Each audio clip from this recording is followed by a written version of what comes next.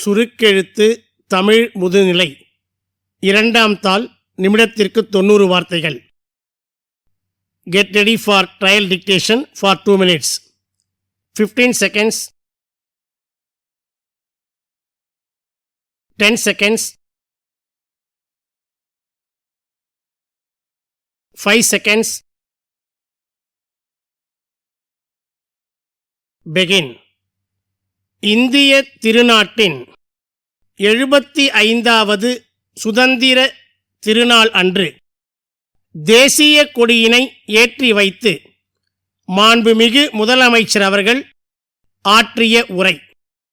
தாயின் மணிக்கொடி பாரீர், அதை தாழ்ந்து பணிந்து புகழ்ந்திட வாரீர் என்ற தேசிய கவி பாரதியின் பாடல் வரிகளை பாடும் தகுதியை நமக்கு தந்த இந்திய திருநாட்டின் விடுதலை வீரர்கள் அத்தனை பேரையும் வணங்கி என் உரையை தொடங்குகிறேன்.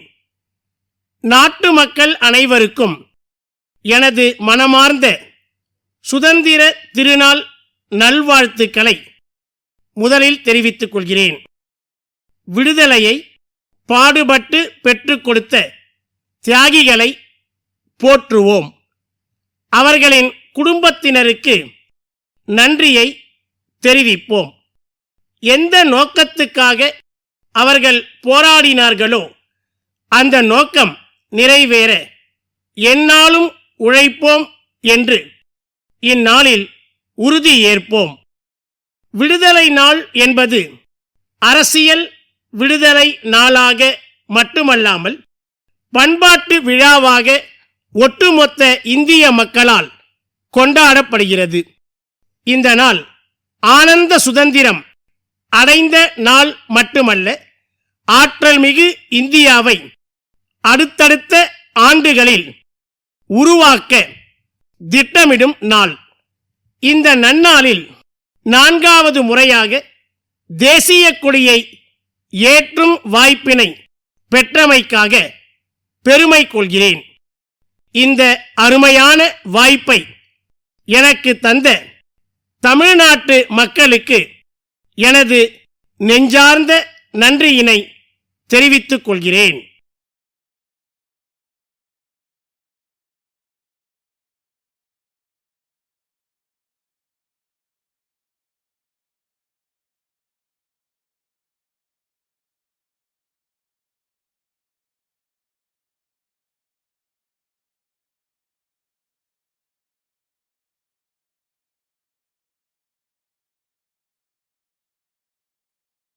வினாத்தாளின் குறியீட்டு எண் 865. 865. படிக்கப்படும் உரைப்பகுதியை சுருக்கெழுத்தில் எழுதிக்கொண்டு அதை 150 சொற்களுக்கு மிகாமல் அயற்கூற்றில் கடந்த கால வினை சொல்லாக்கத்தில் தகுந்த தலைப்புடனும் உட்தலைப்புடனும் மொழிப்பு அறிக்கையாக சுருக்கி அளிக்க வேண்டும். சுருக்கி அளிக்கப்பட்ட விடையில் உள்ள வார்த்தைகளை எண்ணி விடையின் கடைசியில் குறிக்க வேண்டும். சுருக்கெழுத்து திறனுக்காக 5 மதிப்பெண்கள் ஒதுக்கப்பட்டுள்ளன. விரிவெழுத்தில் எழுதும் பொழுது கையெழுத்து தெளிவாக இருப்பதுடன் வரிகளுக்கிடையே உரிய இடைவெளி இருக்க வேண்டும். Get ready. 30 seconds.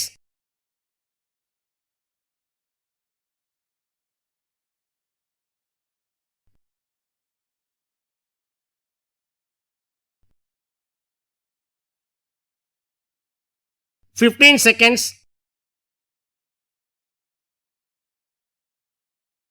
10 seconds.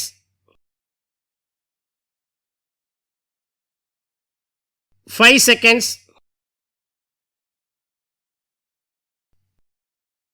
Begin. மாண்புமிகு பேரவைத் தலைவர் அவர்களே, மாண்புமிகு அமைச்சர் பெருமக்களுக்கும் இதர பேரவை உறுப்பினர்கள் அனைவருக்கும் எனது பணிவான வணக்கம். மேதகு ஆளுநர் உரையின் மீது பேசுவதற்கு வாய்ப்பளித்த பேரவைத் தலைவர் அவர்களுக்கு என் நன்றியை தெரிவித்துக் கொள்கின்றேன்.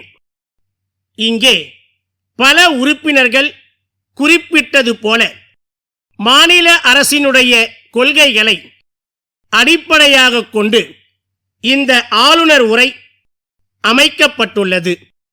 அந்த வகையில் தமிழக அரசு பல துறை சார்ந்த பிரச்சனைகளில் தன் நிலைப்பாட்டை ஆளுநர் உரையின் வாயிலாக வெளிப்படுத்தி உள்ளது.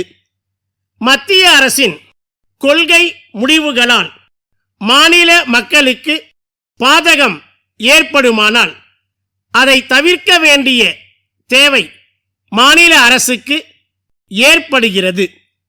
அந்த வகையில் தமிழக அரசு மக்களின் நலன் கருதி எடுக்கக்கூடிய நிலைப்பாட்டினை நான் வரவேற்கிறேன். காவிரி நதிநீர் பிரச்சனையில் ஒரு குறிப்பிட்ட கால அளவிற்குள் ஆணையத்தின் இறுதி தீர்ப்பினை மத்திய அரசு அரசிதழில் வெளியிட வேண்டுமென்று உச்ச நீதிமன்றம் அளித்துள்ள உத்தரவை நான் வரவேற்க கடமைப்பட்டுள்ளேன். அதன்படி விரைவில் அதற்கான உத்தரவுகள் அரசிதழில் வெளியாகும் என்கின்ற நம்பிக்கையை இந்த மாமன்றத்தில் தெரிவிக்க கடமைப்பட்டுள்ளேன். ஏழை எளிய மக்களுக்கு பொது விநியோக முறையில் ரேஷன் கடைகளில் மலிவு விலையில் உணவுப் பொருட்கள் தமிழகத்தில் வழங்கப்பட்டு வருவதை நான் உள்ளபடியே பாராட்ட கடமைப்பட்டிருக்கின்றேன்.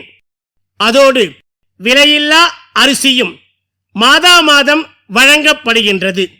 இந்நிலையில் அடிக்கடி டீசல் மற்றும் பெட்ரோல் விலை உயர்வு காரணமாக அத்தியாவசிய பொருட்களை கொண்டு செல்வதற்கான செலவுகள் அதிகரிப்பதால் மாநில அரசு சுமக்க வேண்டிய மானியத்தின் அளவு அதிகரித்து கொண்டே வருகிறது.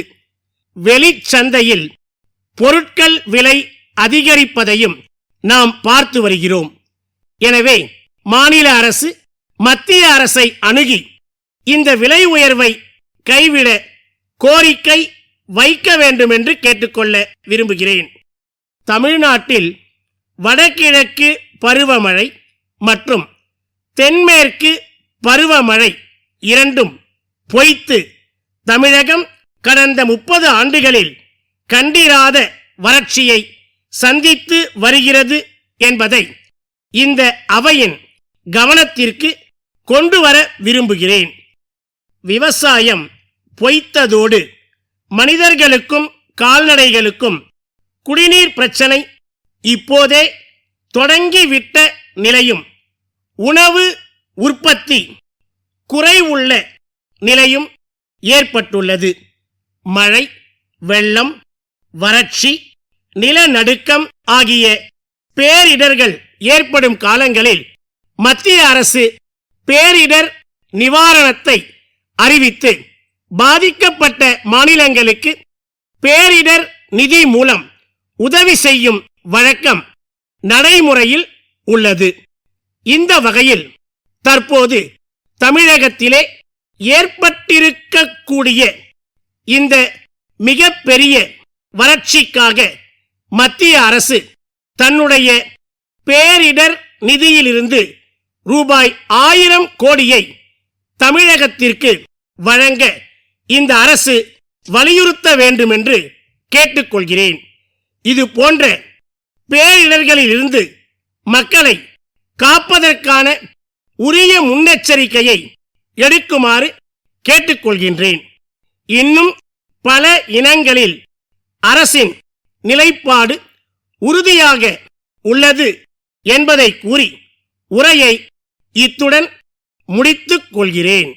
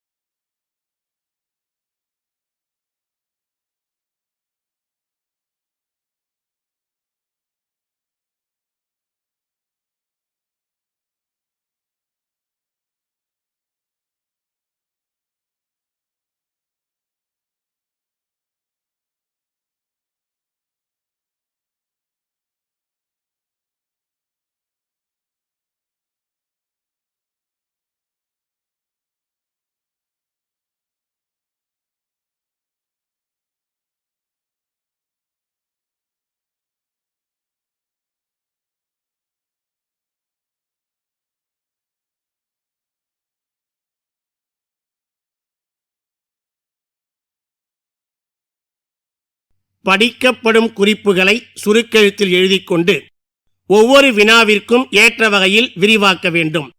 சுருக்கெழுத்து திறனுக்காக 5 மதிப்பெண்கள் ஒதுக்கப்பட்டுள்ளன. விரிவெழுத்தில் எழுதும்பொழுது கையெழுத்து தெளிவாக இருப்பதுடன் வரிகளுக்கிடையே உரிய இடைவெளி இருக்க வேண்டும். 30 seconds.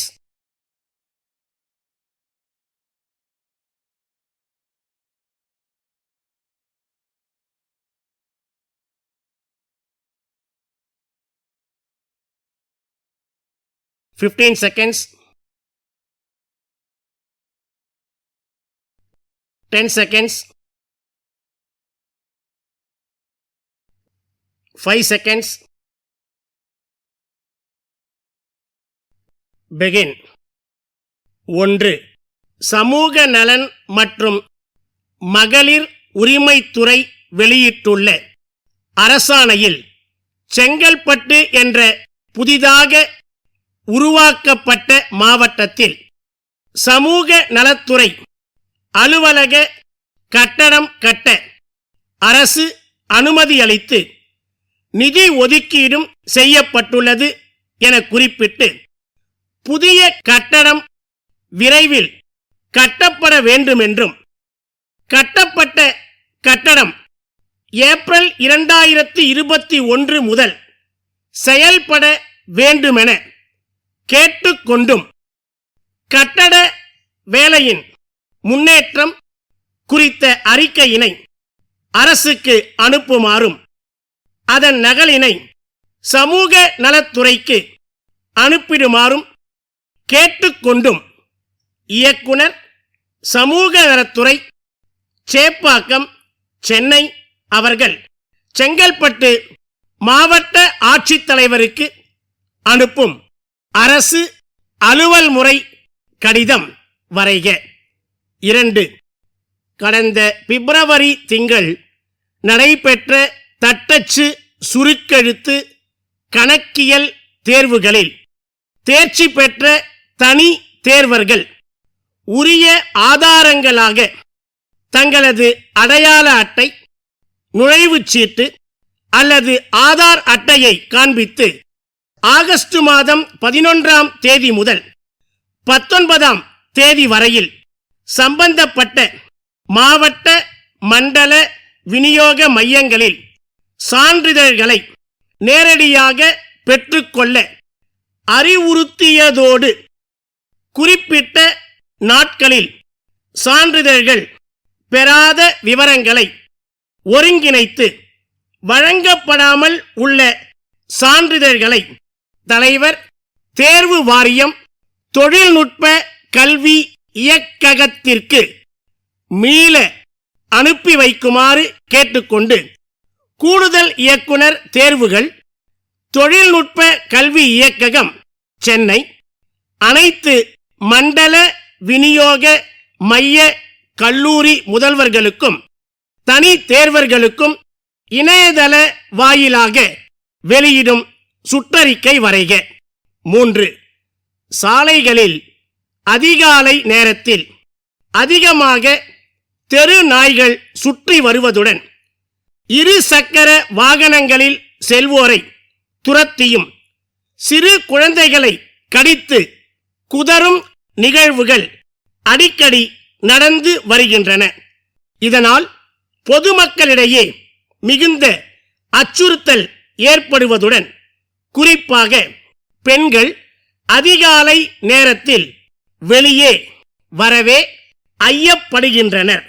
எனவே பெருநகர சென்னை மாநகராட்சி அதிகாரிகள் இவ்விஷயத்தில் உடன் கவனம் செலுத்தி தெரு நாய்களின் எண்ணிக்கையை கட்டுப்படுத்தியும் அவற்றை முகாம்களில் அடைக்க உடன் நடவடிக்கை எடுக்க கோரி வலியுறுத்தி பிரபல நாளேடு ஆசிரியருக்கு சென்னை திருவல்லிக்கேணி மக்கள் நல்வாழ்வு சங்கத்தின் பொதுச் செயலாளர் திரு ராமச்சந்திரமூர்த்தி அனுப்பும் நாளேடு ஆசிரியருக்கான கடிதம் தயாரிக்க